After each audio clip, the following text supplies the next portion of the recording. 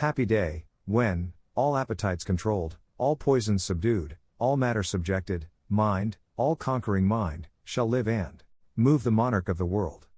Glorious consummation. Hail fall of fury. Reign of reason, all hail. If a man says he knows a thing, then he must show how he knows it. There are two ways of establishing a proposition. One is by trying to demonstrate it upon reason, and the other is to show that great men in former times have thought so, and thus to pass it by the weight of pure authority. Slavery is founded in the selfishness of man's nature, opposition to it is in his love of justice. These principles are an eternal antagonism, and when brought into collision so fiercely, as slavery, extension brings them, shocks, and throes, and convulsions must ceaselessly follow. Repeal the Missouri Compromise, repeal all compromises, repeal the Declaration of Independence, repeal all past history, you still cannot repeal human nature. It still will be the abundance of man's heart. That slavery extension is wrong, and out of the abundance of his heart, his mouth will continue to speak. You know I dislike slavery, and you fully admit the abstract wrong of it. The slave breeders and slave traders are a small, odious and detested class among you, and yet in politics, they dictate the course of all of you, and are as completely your masters, as you are the master of your own Negroes. On the question of liberty, as a principle, we are not what we have been.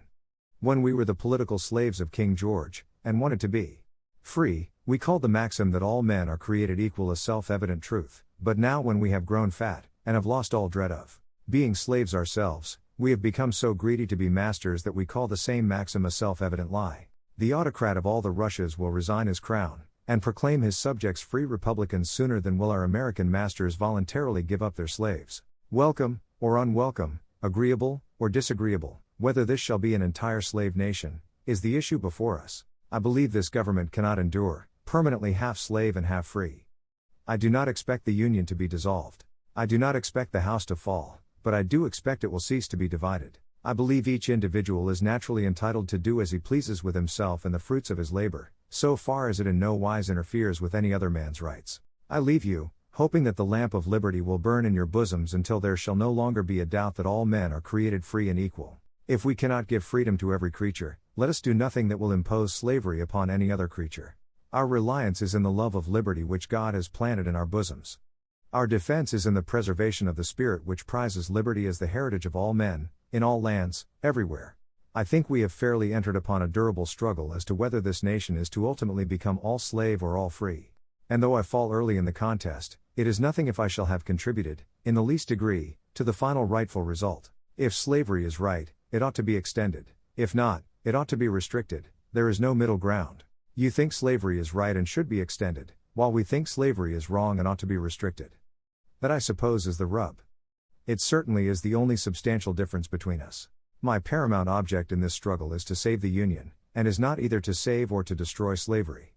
If I could save the Union without freeing any slave I would do it, and if I could save it by freeing all the slaves I would do it, and if I could save it by freeing some and leaving others alone I would also do that. What I do about slavery, and the colored race, I do because I believe it helps to save the Union, and what I forbear because I do not believe it would help to save the Union. I shall do less whenever I shall believe what I am doing hurts the cause, and I shall do more whenever I shall believe doing more will help the cause. What I did after very full deliberation, and under a heavy and solemn sense of responsibility. I can only trust in God that I have made no mistake.